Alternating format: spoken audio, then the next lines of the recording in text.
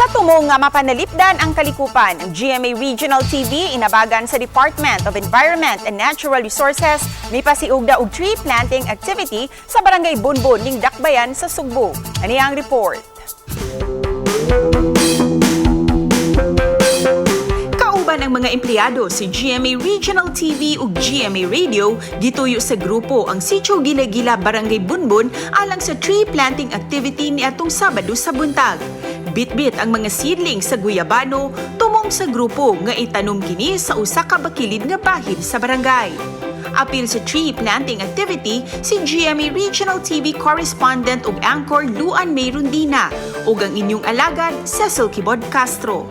Mga kapuso, nagpadayon karon ang atuang tree planting activity dinhi sa Sitio Gila-Gila, Barangay Bunbon ning Dakbayan sa Sugbo. Diin kauban nato ang atong mga kaubanan si GMA Regional TV. Diin mananum kita og 105 ka mga seedling sa guyabano.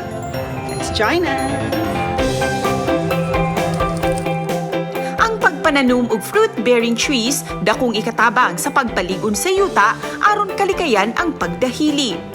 It is a fact na kitang tanan naka-contribute sa pollution dinhi sa atong kalibutan. So kung doon naman gani kahigayunan nga adunay mga tree planting activities, mas maayo nga mosalmot kita. Dili na to hunahunahon nga part sa atong corporate social responsibility o trabaho ni, but atong hunahunahon nga para usab kini sa kaugmaon dili lang nato apan sa mosunod usab nga henerasyon aron ma-preserve pa ang atoang kalibutan.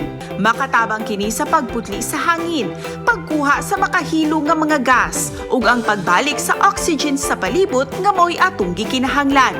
Ang mga bunga usab niini mapahimuslan sa mga residente sa barangay. Samtang gianggo usab sa presidente sa Gila-Gila Managhiusa Farmers Association ang pagpananom sa mga sakop si GMA Regional TV. Cecil Kibod Castro, GMA Regional TV Live.